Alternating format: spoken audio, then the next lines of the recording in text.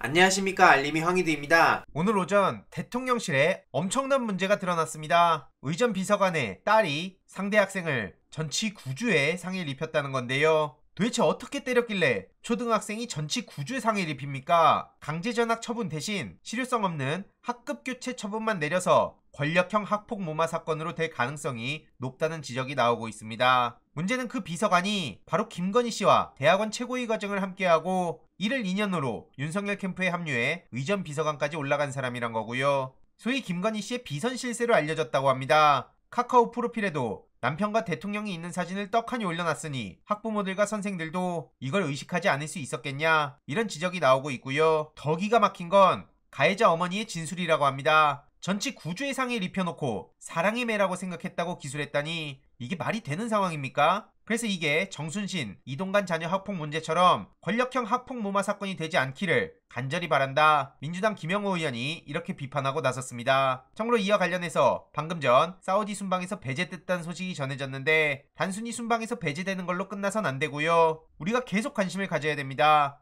이에 실시간으로 엄청난 비판이 이어지고 있고요. 죄다 저런 사람들만 모여있구나, 권력이 눈이 머니까 저렇게 된 거 아니냐, 도대체 어떻게 때렸길래 초등학교 3학년짜리가 전치 9주를 입힐 수 있냐, 이런 비판이 괜히 나오는 게 아닙니다. 네이버 댓글에서도 리코더를 어떻게 때렸길래 전치 9주가 나오냐, 깡패 정권이냐, 이 정권의 민낯이 보이는구나, 역대급이다, 이런 비판이 계속 이어지고 있고요. 문제는 이뿐만이 아니죠. 이종석 헌재소장 후보는 대통령의 친구를 넘어 아예 보수 정권의 친구가 될까 우려스럽다. 거듭 말씀드리지만 저 정부를 보수 정부라고 볼 수도 없는데요. 아무튼 문제적 판단이 한둘이 아니고요. 이런 와중에 윤석열 대통령이 반성 타령하고 있으니 이게 제대로 먹히겠냐 이겁니다. 김한길 씨는 노인들은 청년에게 존경받고 청년은 노인에게 격려받을 수 있는 사회가 되도록 정책 제안을 마련해야 된다, 이런 입장을 전했는데 틀린 말은 아닙니다. 하지만 김한길 씨가 저렇게 나서는 모습이 도무지 납득하기 어렵다는 반응이 대부분이고요. 동시에 윤석열이 말하는 반성은 구체적으로 뭐냐? 민주당에서도 이를 비판하고 나섰습니다. 정말 변하겠다면 내각 쇄신하고 국정 운영 방향을 대전환해야지. 도대체 저게 뭐 하는 거냐? 야당과의 협치도 없이 산적한 민생 이슈를 어떻게 해결할 거냐? 결국 지금 국민의힘도 이상하게 돌아가고 있다는 걸 다 아는 상황 아닙니까? 혁신이 인물난도 엄청나다고 하고요. 고사하는 사람들이 많다는 거죠. 왜 그렇겠습니까?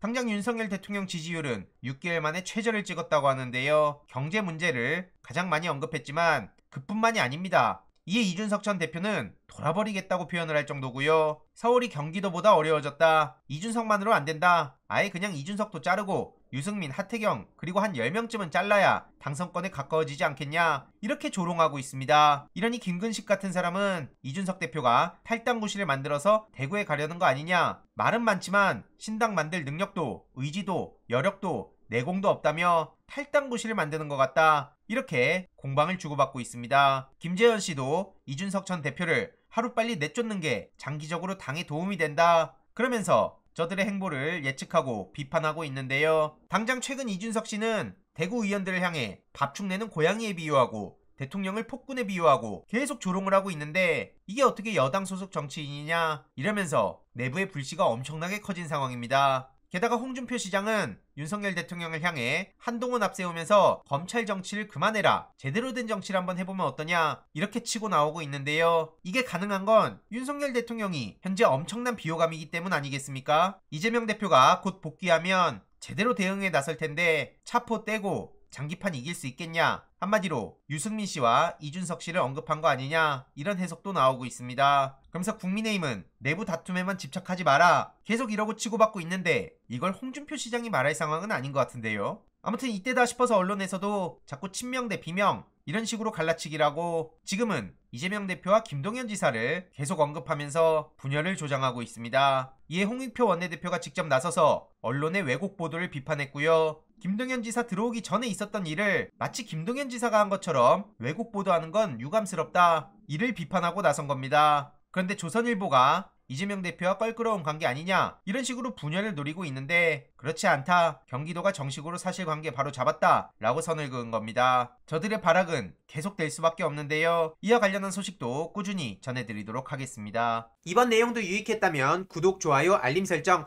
멤버십 가입 정말 큰 힘이 된다는 점 말씀드리고 싶습니다. 주위에 널리 공유 부탁드립니다.